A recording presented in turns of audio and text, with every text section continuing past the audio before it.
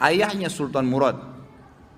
Sultan Murad II diistilahkan, ada karena ada Sultan Murad I. Sultan Murad II ini ada tradisi dia yang sangat bagus gitu.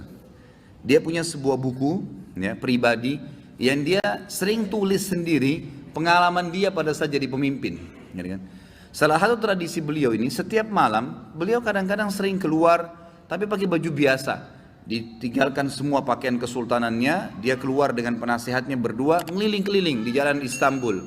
Liling-liling lihat, beli makanan di pinggir jalan, berbaur sama masyarakat, dengarin keluhan mereka. Ada orang yang sakit dibantu, ada yang butuh bantuan, fakir miskin dibantu, dia tahu. Jadi dia tahu masalah di lapangan dan dia bantu, besoknya didalamkan, diaplikasikan, diperbaikin, begitulah. Satu malam, dalam salah satu bukunya, dalam satu lembaran buku sejarah hidupnya, beliau bilang, satu malam saya nggak bisa tidur. Kemudian saya bilang sama penasihat saya, coba malam ini kita sama-sama yuk pergi keluar seperti biasa nyamar. Baiklah, jalanlah berdua ini. Begitu dia jalan, tiba-tiba waktu jalan di salah satu jalan-jalan kecil di Istanbul, ada satu orang jalan pegang botol khamr. Pas depan Sultan Murad, subhanallah, dengan hikmah Allah kepleset orang itu, jatuh, kendi khamrnya pecah, mati tiba-tiba. Di tempat mati orang itu.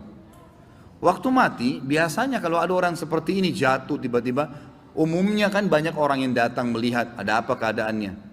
Waktu itu Sultan Murad tiba-tiba datang dengan penasihatnya, lihat, diperiksa, sudah meninggal orang, diperiksa urat nadi lehernya sudah mati orang ini. Tapi anehnya, nggak ada satu orang pun yang lalang itu mau lihat, nggak mau ditengok, nggak mau dilihat gitu.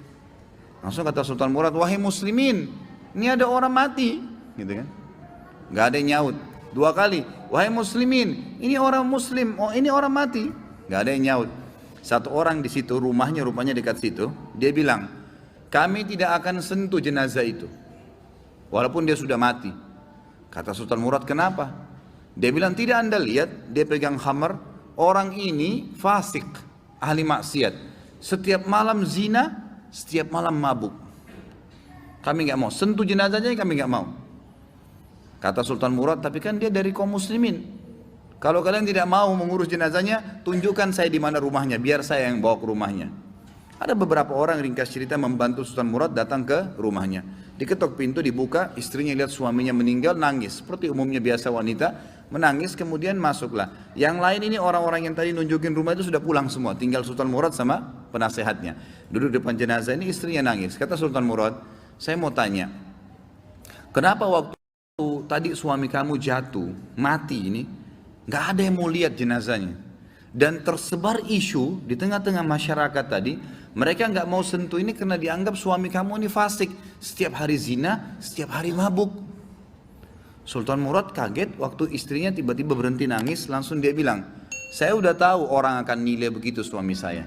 Tapi perlu anda tahu, suami saya ini bukan pezina, bukan orang mabuk. Sultan Murad bilang, bagaimana bisa? Jelas khamar di tangannya dia, kendinya pecah, saya lihat. Dia bawa khamar, dan orang ini bukan satu dua orang memberikan kesaksian, tidak ada satupun orang yang mau bantu jenazahnya.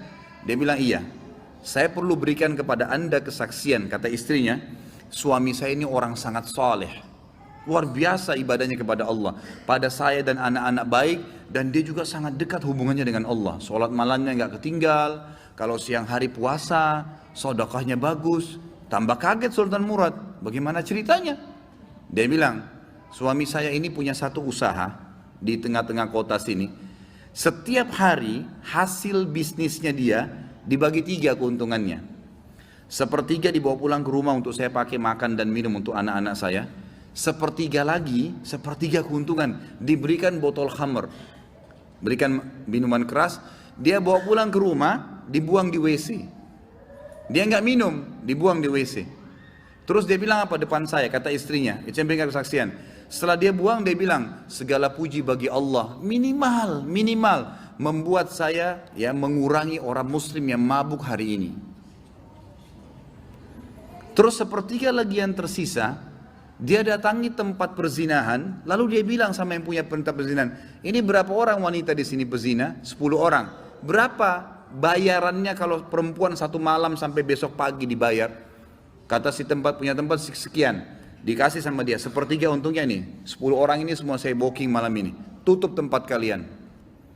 Ini sudah milik saya, sudah dapat uang kan? nggak ada perzinahan, tutup. Dia pulang ke rumahnya. Orang pikir waktu dia masuk ke kios khamar, beli khamar, dia minum. Orang pikir waktu dia masuk tempat zina, dia berzina. Padahal sebenarnya dia malah suruh tutup. Dia pulang, kata istrinya, lalu dia bilang, segala puji bagi Allah yang minimal membuat saya malam ini memberhentikan beberapa anak muda muslim zina. Bayangkan, pernah nggak kita terfikir buat perbuatan begini? Nggak terlintas. Tapi karena kedekatannya dengan Allah, Allah bukakan dia jalan ibadah yang tidak masuk di akal kita gitu. Lalu istrinya bilang, saya pernah bilang sama suami saya, kalau begini perilakumu, kapan kamu mati, nanti jenazah kamu nggak diurus sama kaum muslimin. Ternyata terjadi, kata istrinya. Jenazahnya nggak ada yang urus. Tapi waktu itu suami saya sempat senyum.